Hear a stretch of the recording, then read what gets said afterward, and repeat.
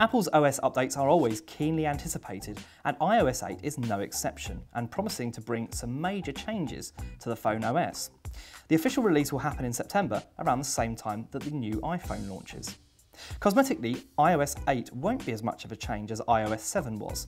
There will be some minor tweaks, some new colours, but don't expect a new look. There'll be some improvements to notifications and the lock screen, which will give better information.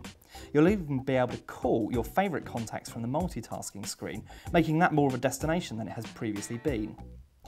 One of the biggest changes to iOS 8 is the ability to customise the phone's built-in keyboard. Now you can swap Apple's keyboard for one with more features, something that's been possible with Android for many years now. This is great because it means you'll be able to get the likes of SwiftKey on iPhone, with all the advantages that brings. Another of the big changes is the inclusion of Apple's Health Kit, which aims to track everything from how much exercise you get to how many calories you eat. There's a lot of exciting potential here, and Apple is currently working with big US healthcare providers to adopt this system. A recent addition even allows Health Kit to measure lung function based on inhalation and exhalation. It's unlikely people will use this at home, but for hospitals and doctors, it could be very useful.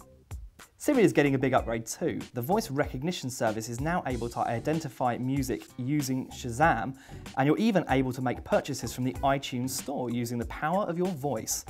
While your iPhone is charging, you can also activate Siri by saying, "Hey Siri," and then telling it what you want. Handy for use if you're in a car.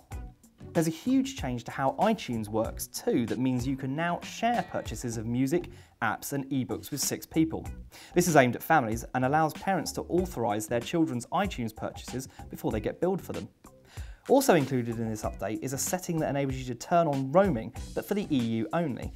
This is handy for those who travel a lot across Europe but want to keep their data service active while they do.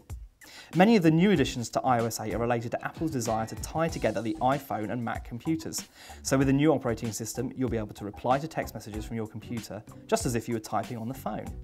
A feature called Handoff allows you to start writing an email on your phone and then finish it on the Mac, or vice versa.